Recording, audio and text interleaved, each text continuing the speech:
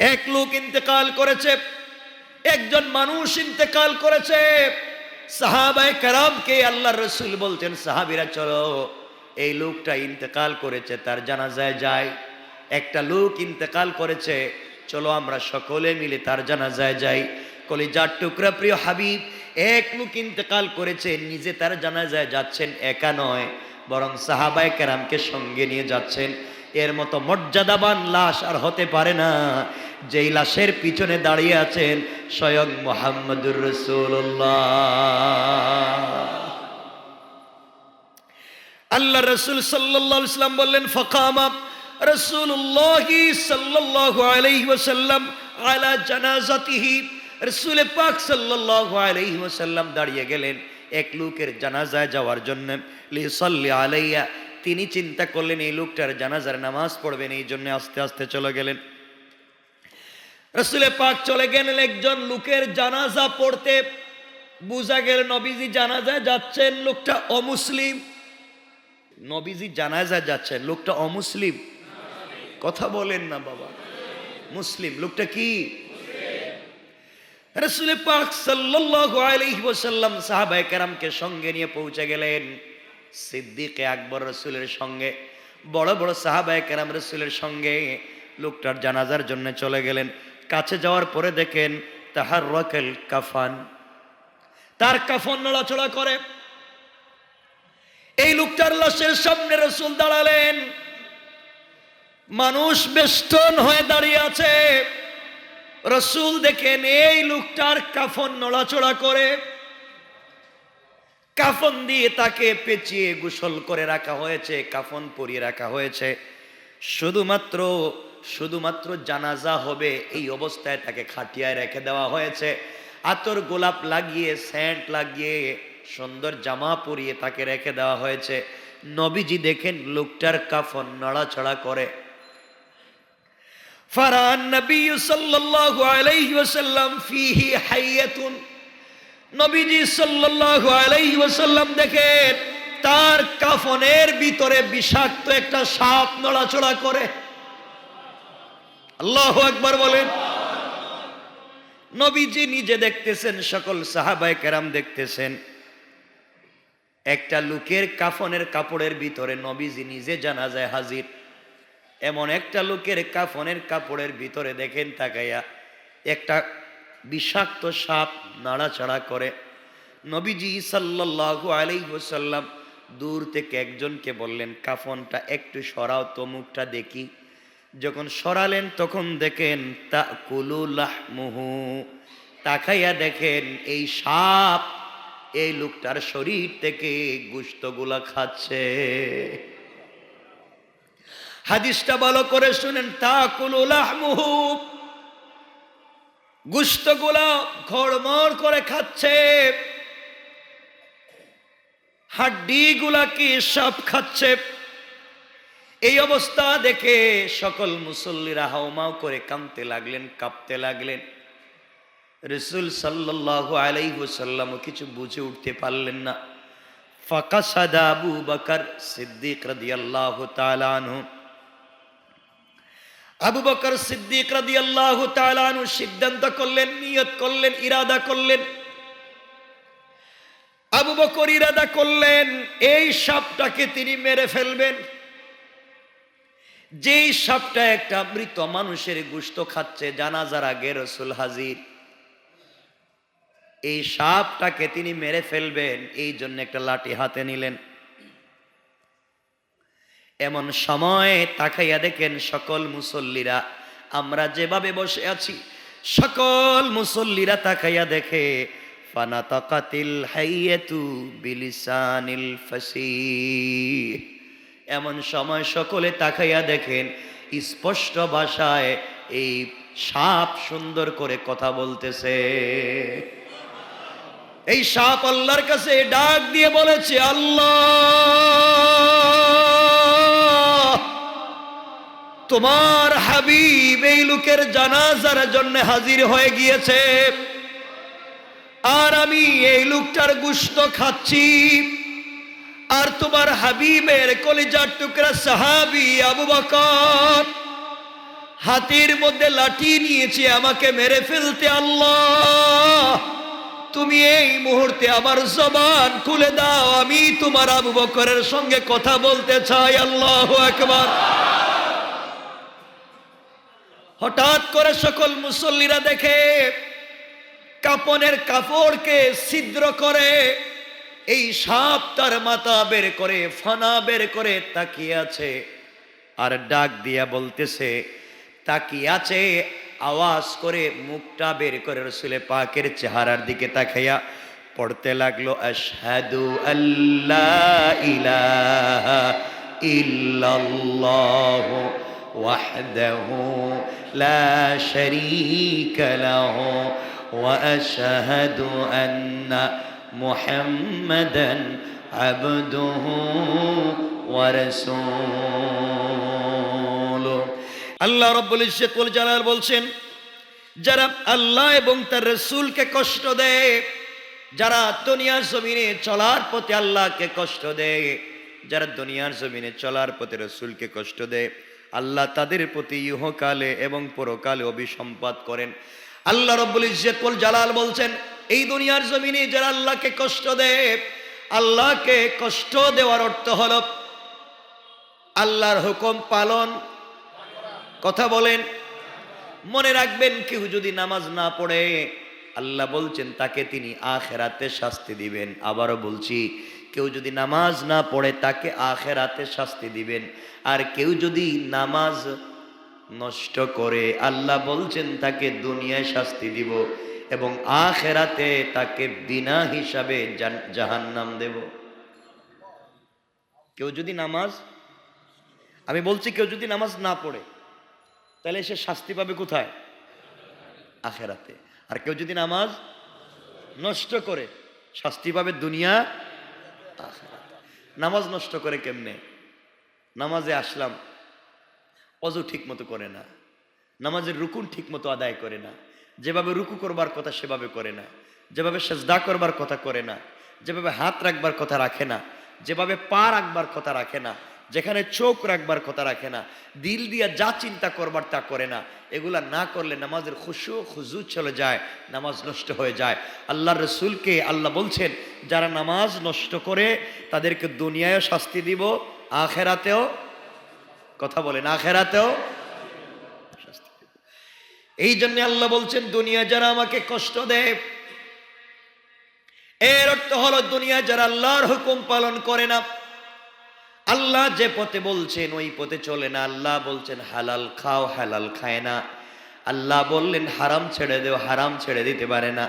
আল্লাহ বললেন অন্যায় করা যাবে না, অন্যায় ছাড়তে পারে না। এইভাবে নামাজও পড়ে অন্যায় করে, আল্লাহ বললেন এগুলা করে যারা আমাকে কষ্ট দেয় এবং আমার রাসূলকে যারা কষ্ট দেয়, রাসূলের তরিকা মতো চলে না, রাসূল যেভাবে চলতে বলেছেন রাসূলের আদর্শ গ্রহণ করে না, এইভাবে যারা চলে, আল্লাহ বললেন যারা কষ্ট দেয়, আমি আল্লাহ রব্বুল ইজ্জত ওয়াল জালাল তাদেরকে ইহকালে, তাদেরকে জীবিত থাকতে অভিসম্পাত করি, জীবিত থাকতে তাদের প্রতি লানত দেই, মরার পরেও তাদের প্রতি লানত দেই। ফেরেশতারা আল্লাহর কাছে জিজ্ঞাসা করলেন, আল্লাহ তাআলা, যারা তোমাকে কষ্ট দেয়, যারা তোমার রাসূলকে কষ্ট দেয়, আপনি বলছেন তাদেরকে আপনি লানত করেন, আমরাও কি করব? আল্লাহ রাব্বুল ইজ্জত ওয়াল জালাল বলছেন, ফেরেশতারা আমিও লানত করি, তোমরাও তাদেরকে লানত করো। এমনকি দুনিয়ার সকল সৃষ্টি যারা আল্লাহর রাসূলকে কষ্ট দেয় তাদের প্রতি লানত দেয়। পড়েন নাউজুবিল্লাহ।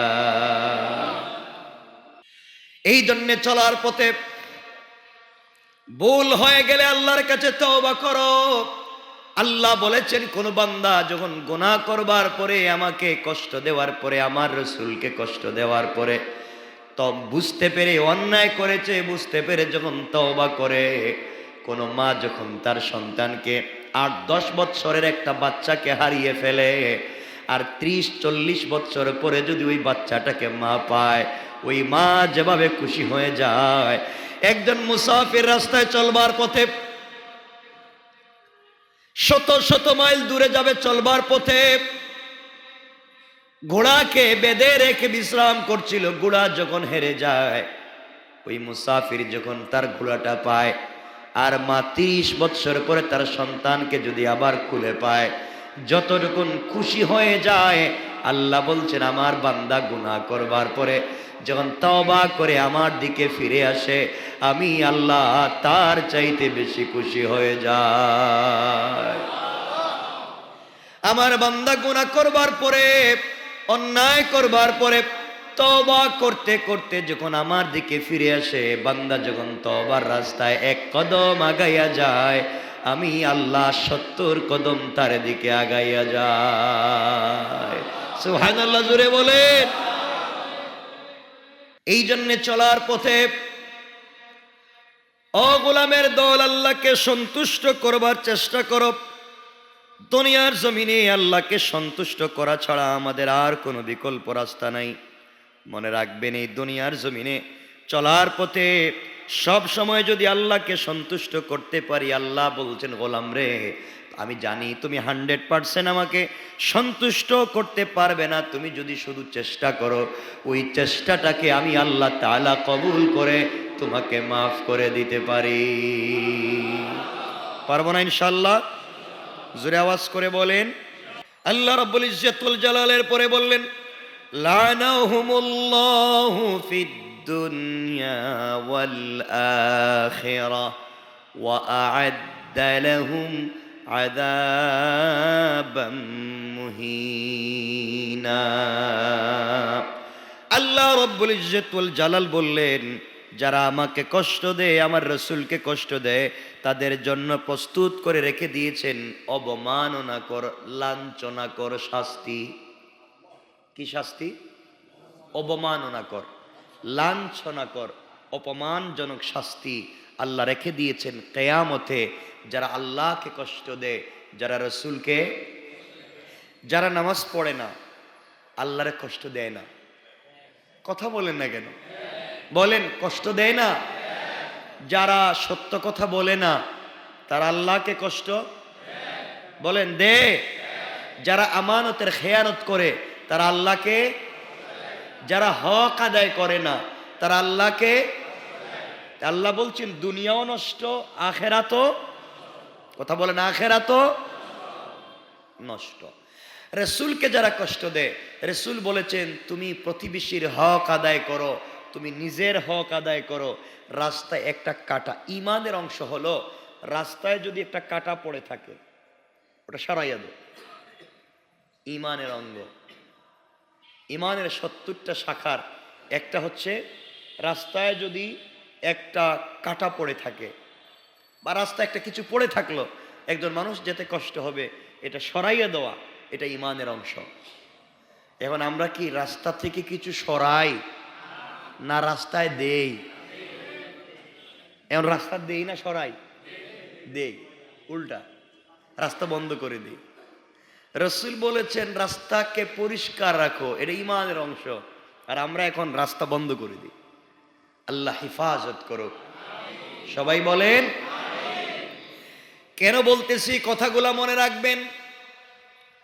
দুনিয়ার জমিন থেকে আমি আপনি বিদায় নিয়ে যেতে পারি, 3টা কথা বলবো, আজকে মনোযোগ দিয়ে শুনবেন যা বলতে চাই। এরপরে আল্লাহ রাব্বুল ইজ্জতুল জালালের পরের শব্দ থেকে বললেন, এরপরের শব্দ থেকে আল্লাহ বলেন, ওয়াল্লাযীনা ইউযুনাল মুমিনিনা ওয়াল মুমিনাতি বিগাইরি মাকতাসাবু ফাকাদ ইহতামালু বুহতানাও ওয়া ইসমান মুবিনা। এরপরে আয়াতে আল্লাহ বললেন, যারা বিনা অপরাধে, কি অপরাধে? সবাই বলেন। আবারও বলছি, যারা বিনা অপরাধে কোনো মুমিন পুরুষ এবং মুমিন নারীকে কষ্ট দেয়।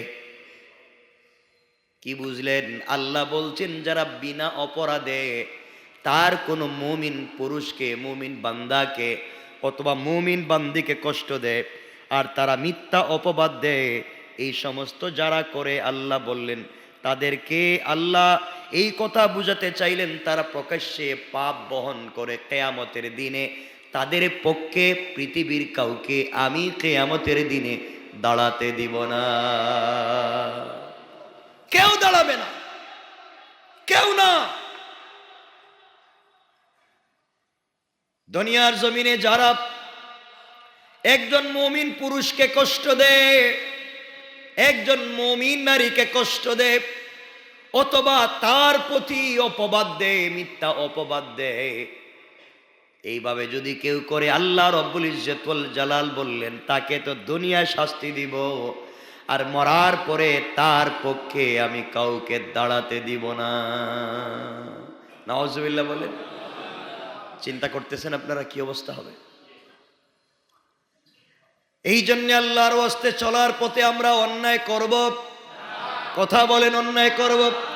আল্লাহ রব্বুল ইজ্জত ওয়াল জালাল বলছেন, ও গোলাম, এই দুনিয়ার জমিনে চলার পথে তুমি আমি আল্লাহকে ভালোবাসতে শিখো, আমাকে ভালোবাসতে শিখো, আর কিছু করো আর না করো, আমাকে সন্তুষ্ট করতে যদি পারো, আমার রাসূলকে তুমি যদি সন্তুষ্ট করতে পারো, পৃথিবীর কেউ যদি তোমার পাশে না থাকে, কিয়ামতের কঠিন ময়দানে আল্লাহ রব্বুল ইজ্জত ওয়াল জালাল বলছেন, আমি নিজে আমার আরশে আজিমের ছায়ায় জায়গা দিয়ে পর্দার আড়ালে রেখে আমি আমার বান্দার গুনার দিকে না তাকাইয়া আমাকে সন্তুষ্ট করেছে, এই খুশিতে আমি আল্লাহ আজকেও বান্দাকে সন্তুষ্ট করে জান্নাতের ওয়াদা দিতে পারি। এজন্য আল্লাহকে সন্তুষ্ট করেন। আমরা কেউ থাকবো না দুনিয়ায়, আপনিও মরে যাবেন, আমিও মরে যাব, কেউ নাই, কেউ থাকবো না। তো আমরা কি আল্লাহকে সন্তুষ্ট করতে পারবো না? বলেন না ইনশাআল্লাহ। ইনশাআল্লাহ। কেন বললাম কথাটা মনোযোগ দিয়ে শোনেন। এই দুনিয়ার জমিনে কোপ খান খাড়া করে দিল দিয়ে শুনবেন, আমি যে এই কথাগুলা বললাম, কে বললাম? আমি বলছি না তো কোন কথা? কথা বলেন। আমার কথা আপনারা শুনলেন না, আমার কথা আপনারা শুনলেন না, বসলেন, আমি বললাম, আপনারা মনে করছেন জুমার সময় তো হুজুর কিছু বলবেই, তার যা মন চায় বলুক, আমরা কি এতগুলো মানতে পারি নাকি? আমার কথা মানলেন না আপনারা, আমার কথাগুলো শুনলেন না। আচ্ছা বলেন তো, আমি কি কোনো কথা বানাইয়া বলতেছি? শুনলেন না, এভাবে চলে গেল, আপনারা মরে গেলেন বা আমি মরে গেলাম। মনে রাখবেন কি বিপদ হতে পারে, এটা জ্বলন্ত উদাহরণ আপনাদেরকে দিতে চাই। আমার মুসলমান বন্ধুগণ, গভীর মনোযোগ। কেউ যদি আল্লাহর রাসূলের কথাগুলো না শুনে, কেউ যদি আল্লাহর কথা না শুনে, আল্লাহ এবং রাসূলের কথাগুলা যে আলিম বলবেন, সে আলেমের কথা যদি কেউ না শুনে, দুনিয়ার জমিনে যদি এভাবে চলতে চায়, কি হতে পারে, কি কেমনে তার ইন্তেকাল হবে, কি অপরাধের কারণে সে শাস্তি পাবে। এই দুনিয়ার জমিনে রাসূল পাক বলেছেন, আলাইকুম বিমুজালাসাতিল উলামা। দুনিয়ার জমিনে যারা আমাকে দেখে নাই, দুনিয়ার জমিনে যারা আমি রাসূলকে দেখে নাই, দুনিয়ার জমিনে যারা আমার মজলিসে বসতে পারে নাই, তারা যদি দুনিয়ার জমিনে কোনো হক্কানি রব্বানি আলিমের মজলিসে বসে যায়, এটা যেন আমি রাসূলের মজলিসে বসে গিয়েছে। আমার মজলিসে বসে আমার চেহারার দিকে তাকালে যেইভাবে গুনাহগুলো মাফ হয়ে যেত, কেউ যদি আমার আলেমদের মজলিসে বসে হক্কানি আলেমদের চেহারার দিকে তাকাইয়া থাকে, সেইভাবে তাদের জিন্দগির সগীরা গুনাহগুলো ঝরে ঝরে মাফ হয়ে যায়। আল্লাহর রাসূল বলেছেন, তোমরা মনে করো এটা আমি রাসূলের মজলিস, আমার মজলিসে বসলে যেইভাবে রহমতের ফেরেশতারা বেষ্টন করে বসে থাকে আর আল্লাহর কাছে রহমতের দোয়া করতে থাকে, তোমরা যদি কোনো আলেমের মজলিসে বসে থাকো, এই মজলিসটাকে আল্লাহ তাআলা রহমতের ফেরেশতা দিয়ে বেষ্টন করে দেয়, আর তারা পুরা মজলিসের মানুষের জন্য আল্লাহর কাছে রহমতের দোয়া করে পড়েন সুবহানাল্লাহ, আল্লাহু আকবার বলেন। এই জন্য রাসূল বলেছেন, আলাইকুম বিমুজালাসাতিল উলামা। তোমরা আলেমের মজলিসে বসে থাকো, আলেমের মজলিসকে আমার মজলিস মনে করো। কেন কথাগুলা বলছি মনোযোগ দিয়ে শুনেন কি বলতে চাই। আমার বন্ধুগণ, আল্লাহর রাসূল আখিরি জামানার পয়গম্বর সরকারে কায়নাত, দু জাহানের সরদার, নবী রহমত হাবিবুল্লাহ জনাবে মুহাম্মদ রাসূলুল্লাহ সাল্লাল্লাহু আলাইহি ওয়াসাল্লাম জানতে পারলেন এক লোক ইন্তেকাল করেছে। এক লোক ইন্তেকাল করেছে, একজন মানুষ ইন্তেকাল করেছে। সাহাবায়ে কেরামকে আল্লাহর রাসূল বলছেন, সাহাবীরা চলো এই লোকটা ইন্তেকাল করেছে তার জানাজায় যাই। একটা লোক ইন্তেকাল করেছে, চলো আমরা সকলে মিলে তার জানাজায় যাই। কলিজার টুকরা প্রিয় হাবিব, এক লোক ইন্তেকাল করেছে, নিজে তার জানাজায় যাচ্ছেন, একা নয় বরং সাহাবায়ে কেরামকে সঙ্গে নিয়ে যাচ্ছেন। এর মতো মর্যাদাবান লাশ আর হতে পারে না, যেই লাশের পিছনে দাঁড়িয়ে আছেন স্বয়ং মুহাম্মদুর রাসূলুল্লাহ। আল্লাহ রাসূল সাল্লাল্লাহু আলাইহি ওয়াসাল্লাম বললেন, ফাকামা রাসূলুল্লাহ সাল্লাল্লাহু আলাইহি ওয়াসাল্লাম আলা জানাজাতিহি। রাসূল পাক সাল্লাল্লাহু আলাইহি ওয়াসাল্লাম দাঁড়িয়ে গেলেন এক লোকের জানাজায় যাওয়ার জন্য। লিসাল্লি আলাইয়া, তিনি চিন্তা করলেন এই লোকটার জানাজার নামাজ পড়বেন, এই জন্য আস্তে আস্তে চলে গেলেন। রাসূল পাক চলে গেলেন একজন লোকের জানাজা পড়তে। বুঝা গেল নবীজি জানাজায় যাচ্ছেন, লোকটা অমুসলিম। বলেন, নবীজি জানাজায় যাচ্ছেন, লোকটা অমুসলিম। কথা বলেন না বাবা, মুসলিম। লোকটা কি? রাসূল পাক সাল্লাল্লাহু আলাইহি ওয়াসাল্লাম সাহাবায়ে কেরামকে সঙ্গে নিয়ে পৌঁছে গেলেন। সিদ্দিকে আকবর রাসূলের সঙ্গে, বড় বড় সাহাবায়ে কেরাম রাসূলের সঙ্গে লোকটার জানাজার জন্য চলে গেলেন। কাছে যাওয়ার পরে দেখেন তাহাররাকাল কাফান, তার কাফন নড়াচড়া করে। এই লোকটার লাশের সামনে রাসূল দাঁড়ালেন, মানুষ বেষ্টন হয়ে দাঁড়িয়ে আছে। রাসূল দেখেন এই লোকটার কাফন নড়াচড়া করে, কাফন দিয়ে তাকে পেঁচিয়ে গোসল করে রাখা হয়েছে, কাফন পরিয়ে রাখা হয়েছে। শুধুমাত্র জানাজা হবে এই অবস্থায় তাকে খাটিয়ায় রেখে দেওয়া হয়েছে। আতর গোলাপ লাগিয়ে, সেন্ট লাগিয়ে, সুন্দর জামা পরিয়ে তাকে রেখে দেওয়া হয়েছে। নবীজি দেখেন লোকটার কাফন নড়াচড়া করে। ফারান নবী সাল্লাল্লাহু আলাইহি ওয়াসাল্লাম ফিহি হাইয়াতুন, নবীজি সাল্লাল্লাহু আলাইহি ওয়াসাল্লাম দেখেন তার কাফনের ভিতরে বিষাক্ত একটা সাপ নড়াচড়া করে। আল্লাহু আকবার বলেন। নবীজি নিজে দেখতেছেন, সকল সাহাবায়ে কেরাম দেখতেছেন। একটা লোকের কাফনের কাপড়ের ভিতরে নবীজি নিজে জানাজায় হাজির। এমন একটা লোকের কাফনের কাপড়ের ভিতরে দেখেন তাকাইয়া একটা বিষাক্ত সাপ নাড়াচাড়া করে। নবীজি সাল্লাল্লাহু আলাইহি ওয়াসাল্লাম দূর থেকে একজনকে বললেন, কাফনটা একটু সরাও তো, মুখটা দেখি। যখন সরালেন তখন দেখেন তাকুলু লাহমুহু, তাকাইয়া দেখেন এই সাপ এই লোকটার শরীর থেকে গোশতগুলা খাচ্ছে। হাদিসটা ভালো করে শুনেন, তাকুলু লাহমুহু, গোশতগুলা ঘড়মড় করে খাচ্ছে, হাড্ডিগুলা কি সব খাচ্ছে। এই অবস্থা দেখে সকল মুসল্লিরা হাউমাউ করে কাঁদতে লাগলেন, কাঁপতে লাগলেন। রাসূল সাল্লাল্লাহু আলাইহি ওয়াসাল্লাম কিছু বুঝে উঠতে পারলেন না। ফাকাসাদা আবু বকর সিদ্দিক রাদিয়াল্লাহু তাআলা আনহু, আবু বকর সিদ্দিক রাদিয়াল্লাহু তাআলা আনহু সিদ্ধান্ত করলেন, নিয়ত করলেন, ইরাদা করলেন। আবু বকর ইরাদা করলেন এই সাপটাকে তিনি মেরে ফেলবেন। যেই সাপটা একটা মৃত মানুষের গোশত খাচ্ছে, জানাজার আগে রাসূল হাজির, এই সাপটাকে তিনি মেরে ফেলবেন, এই জন্য একটা লাঠি হাতে নিলেন। এমন সময় তাকাইয়া দেখেন সকল মুসল্লিরা, আমরা যেভাবে বসে আছি সকল মুসল্লিরা তাকাইয়া দেখে ফানাতাকাতিল হাইয়াতু বিলিসানিল ফাসিহ। এমন সময় সকলে তাকাইয়া দেখেন স্পষ্ট ভাষায় এই সাপ সুন্দর করে কথা বলতেছে। এই সাপ আল্লাহর কাছে ডাক দিয়ে বলেছে, আল্লাহ তোমার হাবিব এই লোকের জানাজার জন্য হাজির হয়ে গিয়েছে, আর আমি এই লোকটার গোশত খাচ্ছি।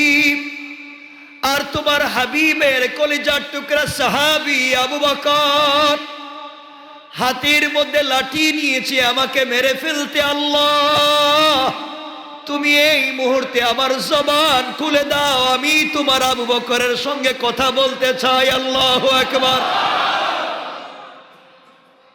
হঠাৎ করে সকল মুসল্লিরা দেখে কাপনের কাপড়কে ছিদ্র করে এই সাপ তার মাথা বের করে, ফানা বের করে তাকিয়ে আছে, আর ডাক দিয়া বলতেছে, তাকিয়ে আছে, আওয়াজ করে মুখটা বের করে রাসূল পাকের চেহারার দিকে তাকাইয়া পড়তে লাগলো, আশহাদু আল্লা ইলাহা ইল্লাল্লাহু ওয়াহদাহু লা শারীকা লাহু ওয়া আশহাদু আন্না মুহাম্মাদান আবদুহু ওয়া রাসূলুহু। এই সব সাক্ষ্য দিতে লাগলো, এক আল্লাহ ছাড়া আর কেউ নাই, তার সঙ্গে কারো শরীক চলে না, এক অদ্বিতীয়, ওয়াহদাহু লা শারীকা লাহ, এক অদ্বিতীয়, যার সঙ্গে শরীক চলে না। আর আপনি দাঁড়িয়ে আছেন, আমি সাক্ষ্য দিলাম আপনি হলেন আল্লাহ পাকের রাসূল। সকল মানুষ আশ্চর্য হয়ে গেলেন। একটা সাপ দেখি কথা বলে, সাপ মুখের গোশত খেয়ে আশহাদু আল্লাহ কথা বলতে লাগলো। কথাগুলা বলার পরে, কথাগুলা বলে কালিমা পড়ে ঈমানের স্বীকৃতি দিয়েছে। সাহাবায়ে কেরাম তাকাইয়া দেখে নবীজির দুইটা চোখ থেকে ঝর্ণার মতো পানি পড়তে পড়তে দাড়ি ভিজে, গাল ভিজে, পরনের কাপড়গুলা ভিজে যায়, ফুটা ফুটা হয়ে পড়ে। নবীজি আওয়াজ করেন না, শুধু কাঁদতেছেন, আর মানুষগুলার ভিতরে কান্নার রোল পড়ে গিয়েছে। এমন সময় সাপটা রাসূল পাকের চেহারা থেকে মুখটা ফিরাইয়া আবু বকরের চেহারার দিকে তাকাইয়া ডাক দিয়া বলছে, ইয়া আবা বকর। আল্লাহু আকবার। এই সাপ চিনতে পেরেছে এটা নবীজির সাহাবী ওমর না, নবীজির সাহাবী আলী না, ওইটার নাম আবু বকর। সাপও তাকে চিনে, ঈমানওয়ালাকে সবাই চিনে। সাপ ডাক দিয়া বলছে, ইয়া আবা বকর লেমা তাজরিবুনি, তুমি কেন আমাকে মারতে চাও? ও আবু বকর, তোমার কি হয়েছে? তোমার হাতে লাঠি কেন? আমাকে কেন মারতে চাও? আমি কি করেছি? লাইসা লি যামবুন, আমার কোনো অপরাধ নাই, আমার কোনো গুনাহ নাই। আবু বকর, তুমি কেন নিরপরাধ একটা সাপকে মারতে চাও? সাপ কথা বলে বলতেছে, আবু বকর, তুমি আমাকে কেন মারতে চাও বলো? আমার তো কোনো গুনাহ নাই, লাইসা লি যামবুন, আমার কোনো অপরাধ নাই, আমাকে কেন মারতে চাও? আবু বকর চিৎকার করে বলছেন, ও সাপ, আমি তোকে বুঝি না, কে তুমি? এভাবে কথা বলো, আমাকেও চিনো, তোমার অপরাধ নাই বলতেছো, তুমি কেন একজন মৃত মানুষের গোশত খাচ্ছ? জানাজা এখনো হয় নাই, নবীজি এখানে হাজির, তুমি কেন এই লোকটার গোশত খাচ্ছ? সাপ ডাক দিয়া বলছে, আবু বকর, আমি আমার পেটের খিদায় গোশত খাই না, আমারানি আল্লাহু আন উআযিবা ইলা ইয়াউমাল কিয়ামাহ। আল্লাহ তাআলা আমাকে ডেকে বলেছেন, সাপ তুই তাড়াতাড়ি যা, আর আমার এক নাফরমান বান্দা মারা গিয়েছে, তার জানাজায় রাসূল হাজির।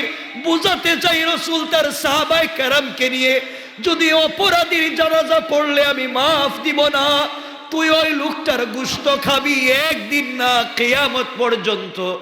ও আবু বকর, তুমি আমাকে মারতে চাও, আর আল্লাহ আমাকে বলে দিয়েছেন হুকুম করে, আমি যেন তারে পেছাইয়া শাস্তি দিতে থাকি আর গোশত ভক্ষণ করতে থাকি কিয়ামতের দিন পর্যন্ত। নাউজুবিল্লাহ। সাহাবায়ে কেরাম কাঁদতে লাগলেন। হযরতে আবু বকর সিজদায় পড়ে গেলেন, আর রাসূল ডাক দিয়া বলতে লাগলেন, আল্লাহ আমি নবীজি হাজির, এতগুলা মানুষ হাজির, আর এই লোকটাকে আমার সামনে কষ্ট দিচ্ছ। আল্লাহ বলছেন আমি তাকে আরো শাস্তি দিব, আরো দিব। দুনিয়ার মানুষকে বুঝাবার জন্য শাস্তিটা দিতেছি। আবু বকর সাহেবকে ডাক দিয়া বললেন, সাহেব তুমি যেহেতু কথা বলতেছ, তুমি বলো কেন তাকে শাস্তি দিতে লাগলে? কি করেছে এই গোলাম, কি করেছে? আমরা জানতাম সে ভালো লোক, এই জন্য আমরা জানাজায় এসেছি, এই জন্য আল্লাহর রাসূল জানাজায় এসেছেন। তুমি তার গোশত খাচ্ছ, কি করেছে? এমন সময় এই সাপ ডাক দিয়া বলতে লাগলো, এই লোকটা 3টা অপরাধ করেছে। কয়টা অপরাধ? এই লোকটা 3টা অপরাধ করেছে। 3 অপরাধের কারণে তার শাস্তি হয়।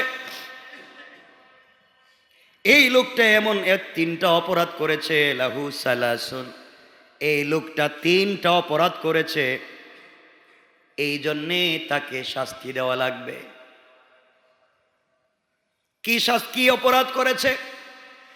1 নম্বর, এই লোকটার অপরাধ আউয়াল তারিকুস সালাহ।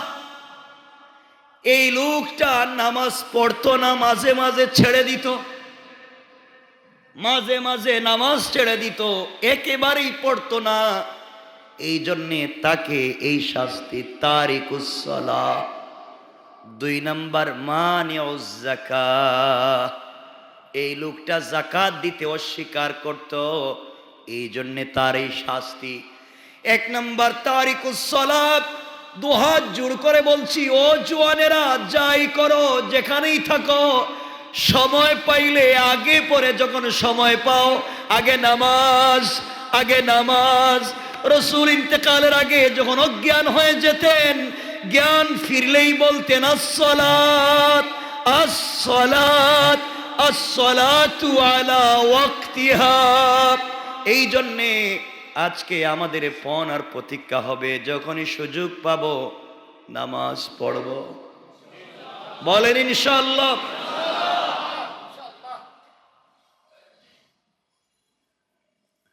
1 নম্বর তারিকুস সালাত। এটা রাসূলের জিন্দেগির কথা বলছি, হাদিসের কথা বলছি। 2 নম্বর মানিউজ যাকাত।